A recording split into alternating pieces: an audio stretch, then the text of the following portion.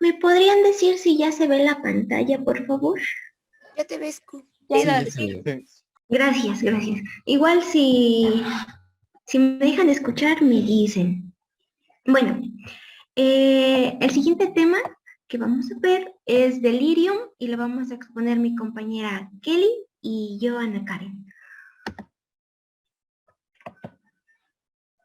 Vamos a exponer delirium y bueno, como introducción vamos a resumir que delirium es un síndrome caracterizado principalmente por lo que es una alteración aguda del nivel de conciencia y de la atención y suele ser una complicación de patologías médicas, es decir, en pacientes que ya están en hospitalización. También se conoce como un estado confusional agudo. Vamos a ver que se puede presentar en 5 a 15% de los pacientes que están hospitalizados, así en general, aumenta la incidencia en pacientes que están en unidades de cuidados intensivos y va aumentando ya conforme se encuentra el paciente, si tuvo una cirugía de cadera o trasplantes. Y así va aumentando el riesgo de que pueda tener un estado de delirium. Bueno, esta es otra definición que es un trastorno neuropsiquiátrico común y grave y usualmente va a afectar a 50% de los pacientes hospitalizados que ya son mayores de edad en algún momento de su ingreso al hospital.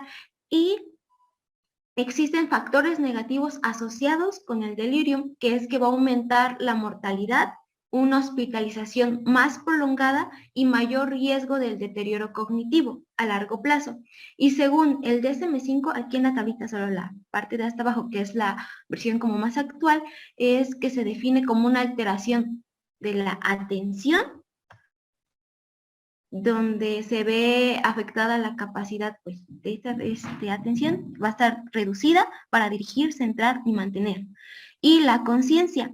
Ya habíamos visto en neuro cómo es que estamos valorando el nivel de conciencia del paciente, donde podemos valorar si es que está despierto, en un estado de somnolencia, estupor o coma, siendo somnolencia donde ante un estímulo todavía como que responde el paciente, es capaz de despertar. En el estupor como que no está despertando, nada más como que responde, pero no abre sus ojitos, y ya en coma ya vemos que no. Y ya ahí entra pues la escala de Glasgow. Y a ver, bueno, vamos a tener que en las causas, en la etiopatogenia, es un síndrome multifactorial. Como tal, no tenemos una causa. Lo que vamos a... Ay, mi cursor. Bueno, lo que vamos a tener es que va a haber primero como una enfermedad o un proceso patológico que va a ser como el factor etiológico que va a llevar al paciente a estar en el hospital. Y vamos a sumarle a esto que es un paciente vulnerable y se va a desarrollar lo que ya sería el delirium. El paciente vulnerable, ahorita vamos a ver los factores que lo hacen vulnerable. También tenemos factores precipitantes y factores neurobiológicos, que ya entra un poquito más en lo que son las teorías de la fisiopatología. Bueno, entre los factores de vulnerabilidad del paciente vamos a tener que afecta la edad, si es que es un paciente de edad muy corta o muy avanzada, si hay consumo de alcohol, de drogas, si tuvo una lesión cerebral, de procesos patológicos que ocasionen una hiperdopaminergia o un déficit de acetilcolina en el sistema nervioso central. Y esto, como ya se los voy a explicar después, es una de las teorías de la fisiopatología, o también por un aumento del estrés cerebral. En factores precipitantes, estos ya son como las causas por las que estaría un paciente en hospitalización, que podría ser por una intoxicación por drogas, ya sea por anticonvulsivos, por cannabis, antidepresivos, y demás. Hay una gran variedad. Por la abstinencia ya sería igual de alcohol, benzodiazepinas, otras drogas. Un estado de hipoxia, esto ya en forma general, a nivel sistemático, ya sería por una insuficiencia cardíaca, un infarto o enfermedades respiratorias. En infecciones podemos tener meningitis, encefalitis, neumonía. En las metabólicas podemos tener estados de hipoglucemia, encefalopatía hepática, alteraciones hidroelíctricas, bueno, y hormonales, como podría ser el hipertiroidismo, entre uno de los ejemplos, traumatismos cráneoencefálicos, epilepsia, patología vascular, que aquí ya habíamos visto lo de demencia vascular, una trombosis o embolismo, hemorragias, lesiones ocupantes del espacio cerebral, que serían como tumores, abscesos cerebrales. Nutrición es principalmente con déficits de vitaminas B, de B12, de folato, y también podemos tener alergias y patologías autoinmunitarias como lupus, eritematoso sistémico y demás. Pero estas son patologías sistémicas que nos pueden llevar al paciente que esté hospitalizado, y ya estando hospitalizado es cuando se presenta lo que sería el delirio. Bueno, aquí está un resumen de lo que serían los factores predisponentes y factores precipitantes que saqué de otro artículo para que lo lean después. Y los factores neurobiológicos. Estos ya entrarían un poquito más a lo que son las teorías de por qué se desarrolla el estado de delirium, y es que, bueno, en general se considera que podría haber una hipoxia cerebral, y esta hipoxia cerebral nos va a llevar a un mal funcionamiento cerebral. Ahora, la hipoxia se dice que se puede dar por una alteración en la permeabilidad de la barrera hematoencefálica, y esta se puede ver alterada por un proceso patológico, una de las enfermedades que ya hemos visto, o factores de vulnerabilidad del paciente, que igual ya se los dije. Entonces se altera esta barrera, permite la entrada de productos que dificultan el adecuado funcionamiento neuronal, como podrían ser otras proteínas y demás, que no deberían de estar en el cerebro, en el sistema nervioso central, y esto va a alterar lo que les había mencionado, lo que es los niveles de neurotransmisores en el cerebro, que sería como la acetilcolina y la dopamina, siendo la acetilcolina un déficit, y de la dopamina hay un aumento, pero es un hiperaumento, por eso le pongo dos flechitas. Entonces, el déficit de la acetilcolina nos podría dar lo que serían las alteraciones de las funciones cognitivas, y el aumento de la dopamina nos podría dar los síntomas de alucinación y agitación en el paciente, que después vamos a ver en las manifestaciones. Ahora, este igual es un cuadrito que igual saqué de un libro que especifica cómo sería el desarrollo de la enfermedad, que es que tenemos los factores predisponentes, precipitantes, aunados a una alteración del aporte y la demanda de oxígeno del sistema nervioso central, una alteración de la barrera hematoencefálica o un aumento del estrés cerebral. Y esto nos va a dar como un desbalance en estos dos neurotransmisores, dándonos al final lo que serían las manifestaciones clínicas del delirio. Ahora, como les estaba mencionando, existen teorías, porque, bueno, eso fue lo que encontré de entre tanto, y entre unas de ellas está la de privación de oxígeno, que es un estado de hipoxia cerebral, básicamente, que nos podría llevar, la teoría de los neurotransmisores, porque aparte de los que les dije, de un déficit de acetilcolina o un aumento de la dopamina, podemos encontrar alterados lo que sería serotonina, histamina y GABA, y también tenemos una teoría inflamatoria, que esto ya es más por un daño físico, un estrés físico que nos va a llevar pues así al daño tisular, y nos da lo que serían la activación de los procesos inmunológicos de la respuesta inflamatoria. Entonces las interleucinas son los que causarían el daño y nos dan el estado de delirio. Y ya las manifestaciones clínicas así en general es que vamos a tener una alteración en el nivel de la conciencia del paciente. Ya podemos diferenciar en cuál está, si está despierto, somnoliento, en estupor o coma. Y bueno, en esta alteración del nivel de la conciencia vamos a ver que pues el paciente puede presentarse así en postración totalmente, una disminución de la capacidad de la concentración y va a estar desorientado en sus esferas neurológicas, pues está distraído y a veces suele recordar fragmentos de esos pedacitos de delirium que tuvo.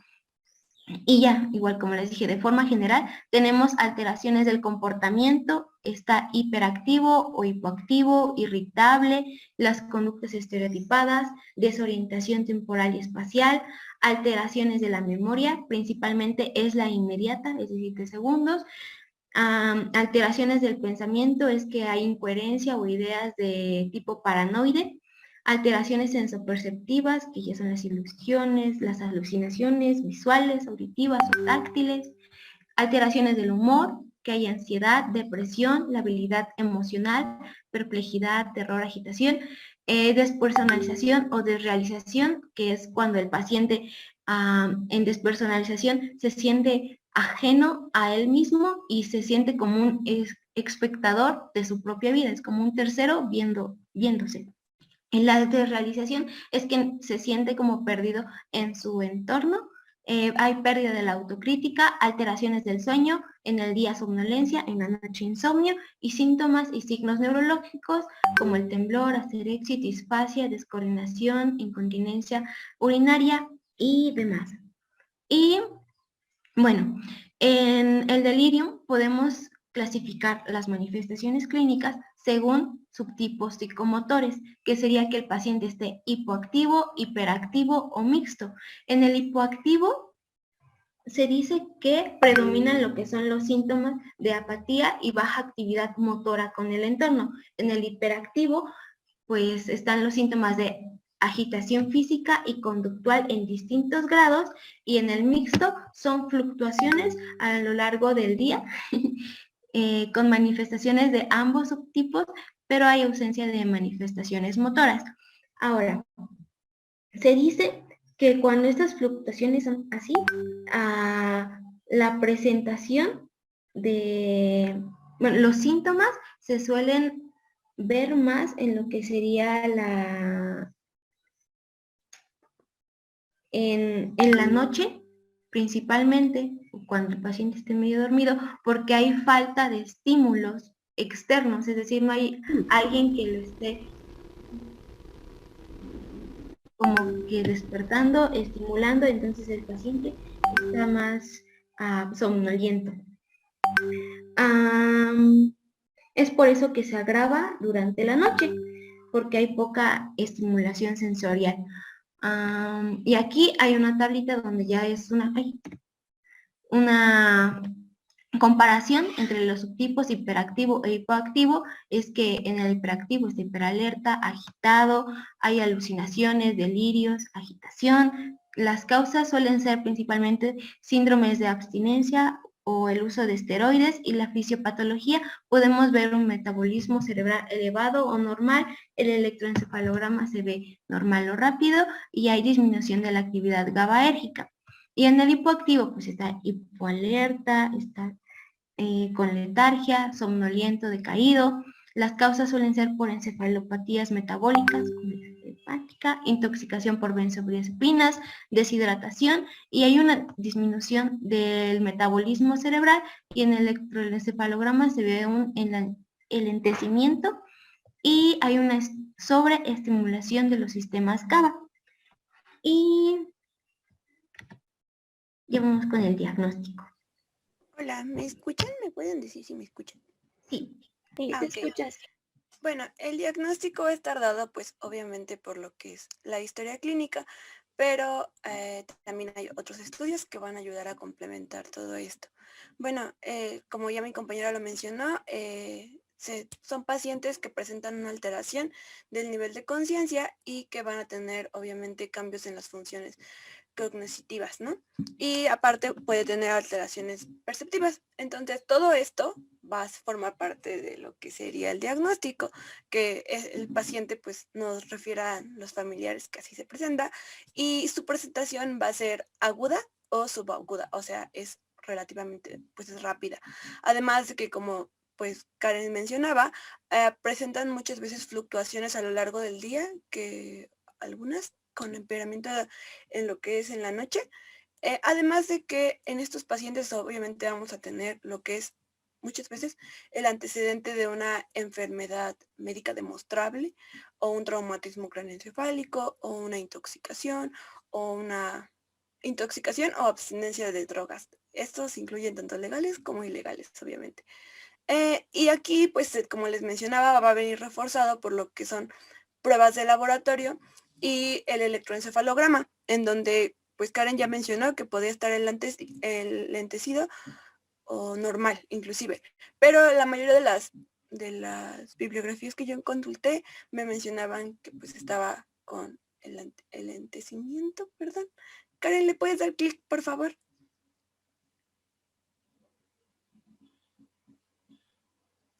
Aquí están las pruebas analíticas que les mencionaba. Entre ellas pues estaban las que, pues las generales que todos conocemos, la bioquímica sanguínea, el hemograma completo.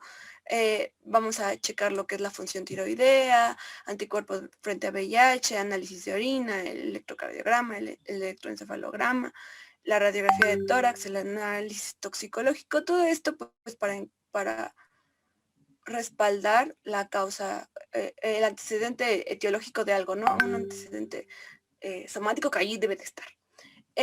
Por eso también la literatura que yo consulté, pues ponían, por ejemplo, estos hallazgos que podemos encontrar al momento de la exploración física, que por ejemplo nos podían ir orientando junto con el resto de la historia clínica, pues al diagnóstico etiológico del delirium. Entonces, aquí están en frecuencia cardíaca, temperatura, presión arterial, respiración, pues sus respectivas variantes, que Karen ya mencionó en la etiología, nada más aquí se las vuelvo a poner. Karen, siguiente, por favor.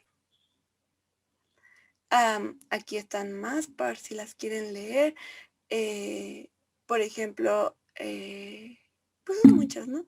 Están hígado, todo, o sea, todas las posibles alteraciones que podríamos encontrar. Por ejemplo, pues puede estar en una cirrosis, en una insuficiencia hepática, o sea, hay una etiología somática que ahí está presente. Siguiente, por favor.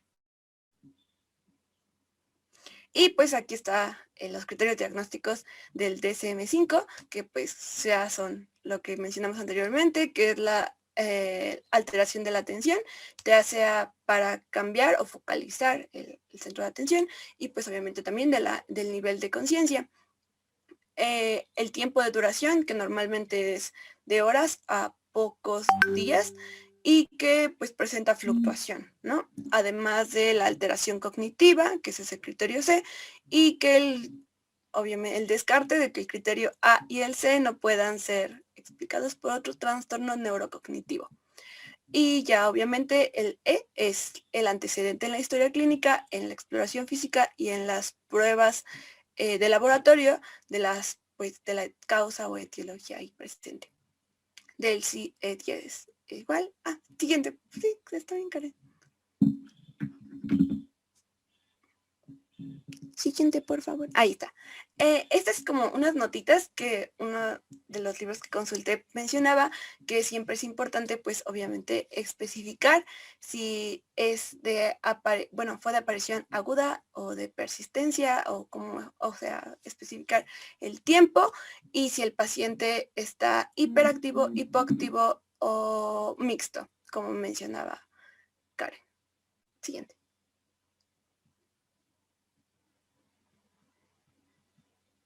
Y pues el diagnóstico diferencial, mencionaban que era principalmente con estos tres, que es la demencia, la esquizofrenia y la depresión.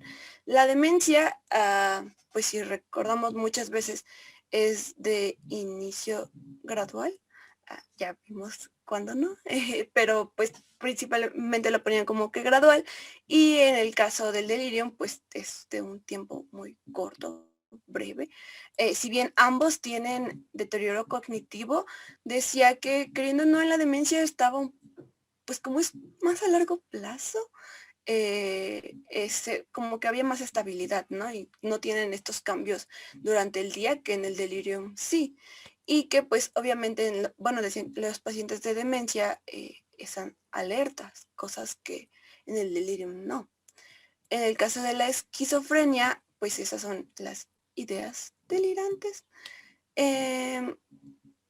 y sus alucinaciones. Bueno, estas dos son más constantes y las clasificaban como mejor organizadas y que además pues no suelen tener tantas bueno, lo que es la alteración de la conciencia como tal.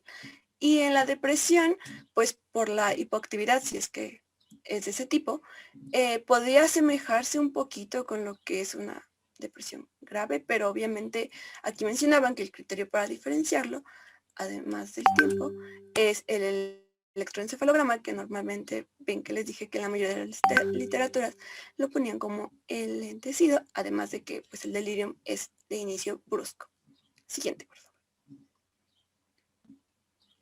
Aquí está un cuadrito que encontré en donde comparan lo que es demencia con delirium. Es lo mismo que ya les mencionaba anteriormente, solo se los dejo aquí por si no, para que esté todavía más condensada la información. Siguiente. Y pues la evolución y pronóstico. Aquí encontré que si bien el inicio del delirium es súbito, que algunas veces se puede presentar con síntomas prodrómicos, como es inquietud y temor, pero pues principalmente es el inicio súbito, ¿no? Los síntomas van a estar ahí mientras la causa etiológica o bueno, el factor causante esté ahí presente, pero normalmente no tiene una duración mayor a una semana, entonces la ponían como duración menor a una semana y rara vez hasta 2, ¿no? Además de que cuando nuestro paciente tenga más edad, es más probable que el tiempo de resolución se prolongue. Además de que estos pacientes, hay que recordar lo que mencionaba Karen, que tienen los problemas de memoria, diciendo o lo describen como que tienen como una rememoración parcial. Esto lo describían como que habían tenido un mal sueño o una pesadilla, no lo recuerdan del todo, como cuando ustedes se despiertan asustados y que recuerdan partes, así igual en estos pacientes. Además de que presentan una alta mortalidad al año siguiente. Siguiente, Karen. El tratamiento, pues obviamente es el tratamiento etiológico, ahí dependiendo la causa, pues va a ser, por eso aquí no lo puse, me enfoqué más como a la parte psiquiátrica, y esto decía que, por ejemplo, solo ponían este ejemplo de la toxicidad anticolinérgica con salicilato de fistostigmina, pero que principalmente, por ejemplo, estaba el apoyo físico, sensitivo y ambiental. Todo esto para evitar accidentes en estos pacientes, y aquí pues se recomienda no privar del estímulo sensorial a los pacientes, pero también evitar una sobreestimulación. O sea, que esté tranquilo el paciente, pero no va a estar como que aislado en un cuarto oscuro. No, no, no, tampoco tanto. Que siempre es muy recomendable que esté ahí junto de él un amigo o un familiar o la persona que lo cuide habitualmente o la persona que lo acompaña habitualmente ahí, como para que o sea, ayude al paciente a recuperar esa orientación. O sea, pues ves cosas familiares. A esto me lleva a mi siguiente punto, que también se recomienda que estos pacientes tengan cerca fotografías o elementos que están normalmente en su casa como decoración o que él vea muy constantemente, como pues relojes o un calendario o cosas que pues sí sean muy allegadas a él, para que de esta manera lo ayudemos o se ayude a reorientarse. Bueno, sí, para la orientación de lo que sería pues, persona, lugar y tiempo. Y ya el tratamiento farmacológico decía que los síntomas principales que requerirían tratamiento si es que se llegaban a presentar era que el paciente tuviera algún psicosis, por así decirlo, y que pues aquí el fármaco recomendado, según lo que yo encontré, pues es el haloperidol. Ya sabemos que la dosis y todo eso está acorde a edad, peso y estado físico del paciente. aunque yo también encontré que, por ejemplo, la dosis inicial era de 2 a 6 miligramos intramuscular y que lo repetías en 1 hora si el paciente es que estaba agitado. Ya una vez que se calmara, empezabas con lo que eran, creo que gotitas orales o comprimidos, que con 2 dosis diarias era suficiente, y 2/3 partes de la dosis se iba a dar en lo que es en la nochecita. Pero que máximo teníamos que dar lo que era 5 a 40 miligramos. Téngalo ahí en mente. También estaba lo que era la risperidona. Solo ahí hay que tener cuidado porque prolonga lo que es el intervalo QT. Entonces, aguas.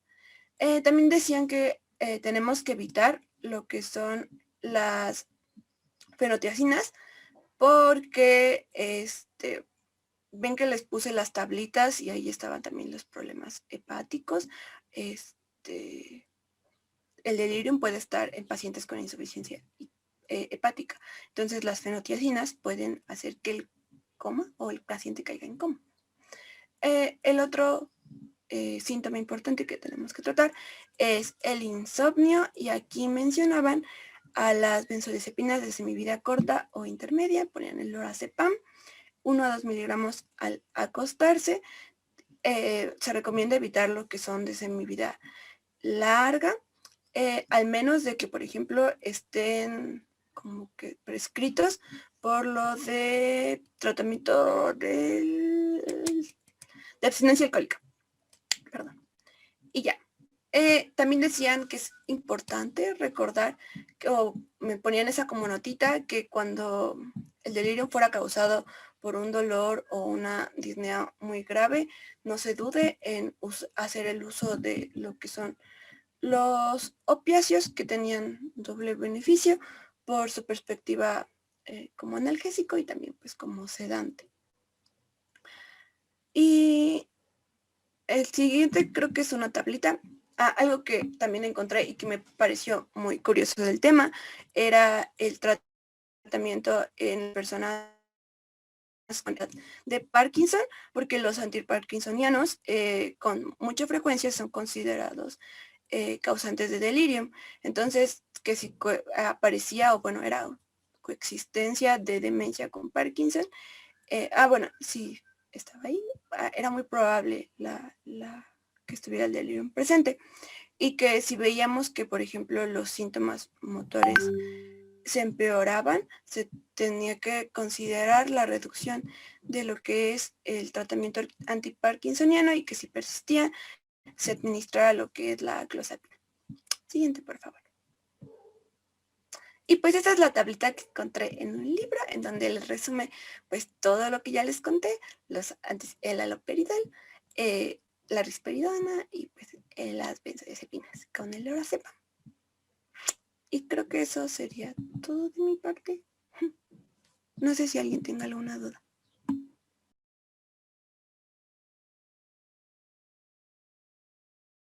Preguntas. No termina. No oigo bien, ¿eh? Se escucha muy alejado. No la escuchamos. Muy cortado, doctora. ¿Sí? Y a mí me sacó del celular. Ok, ¿cómo?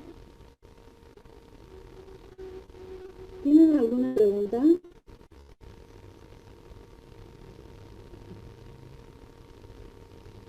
¿Preguntas? Doctora, Se escucha un poco entrecortado.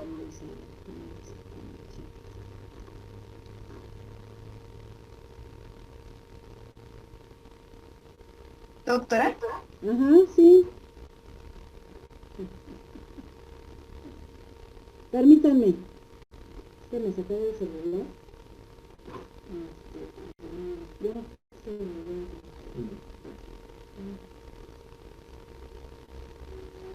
sí, es el último día.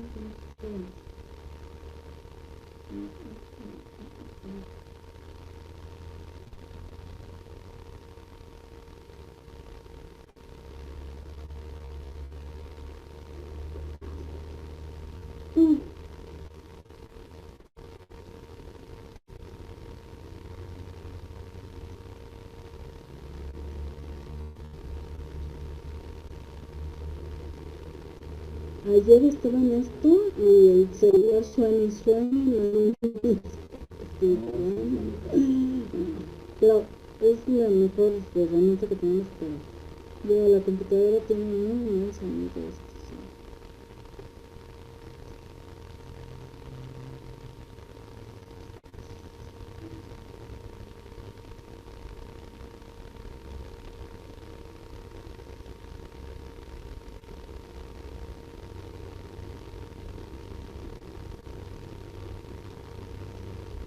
Creando esto, porque no me deja entrar.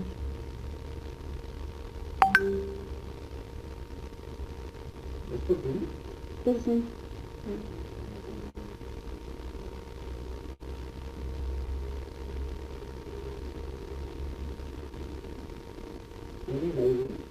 Sí. ID es 607835. Sí, el ID sí. No, no es cierto. Es 847. 847 3356 1607.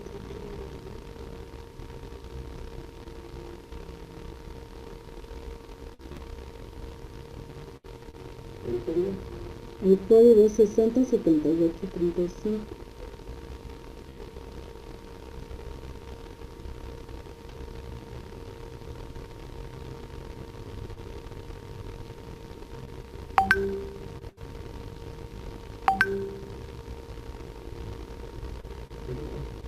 ¿No? ¿Dónde está? Oh, sí, no está el acceso.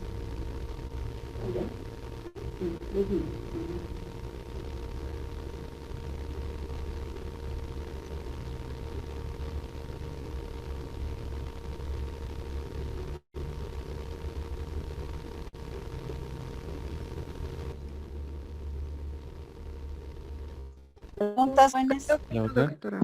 Creo que no. ¿Les queda claro lo que es una idea delirante y lo que es un delirium? Sí, ¿Cuál es la diferencia? justamente la idea delirante es como este tipo de síntomas en donde ven percepciones visuales, auditivas que no son acordes a la realidad. Y el delirium es un trastorno ya de tipo orgánico y sistémico que afecta súbitamente. Ajá. ¿Qué opinan los demás? ¿Qué opinan los demás? Yo creo que sí, pero aparte se diferencia porque, por ejemplo, en el caso de las ideas delirantes, es una alteración principalmente del pensamiento y en el delirium es una alteración más del estado o nivel de conciencia. Así es, así es. Sí, la idea delirante no hay alteraciones, no es como su compañero lo dijo. ¿Sí? Repite lo que dijiste, no tú, tu compañero. Bueno, yo hacía alusión a las alucinaciones, perdón. A ver, pero la pregunta es, ¿cuál es la diferencia entre una idea delirante y un delirium? Bueno, es que yo la diferencio totalmente porque uno es un trastorno sistémico, o sea que puede estar afectando a todas las funciones superiores, y el otro solamente yo lo asociaba con una parte pues de idea delirante, tal cual. Como que algo anda raro allí, ¿no? ¿No?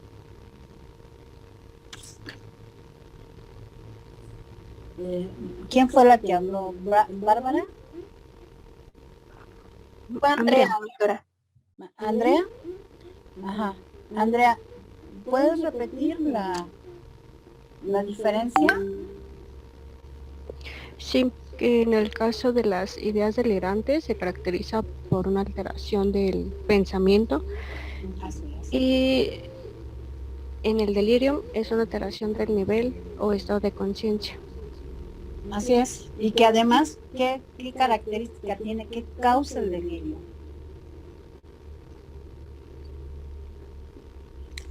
En el delirium pueden ser causas orgánicas, como ya nos mencionaban, intoxicaciones. Así es. ¿Sí? Fiebre, deshidratación, intoxicación por sustancias, alteraciones metabólicas, por ejemplo, una hipoglucemia, una encefalopatía hepática. ¿Sí? Quitamos eso, corregimos eso y se quita el delirio. Ujú. Sí, doctor. Bien. Ahora sí les queda claro, ¿te queda claro, Aldo? Sí, doctora.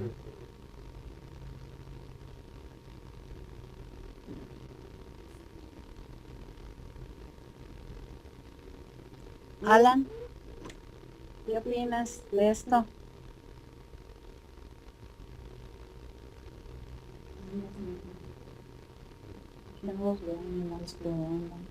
No es cierto.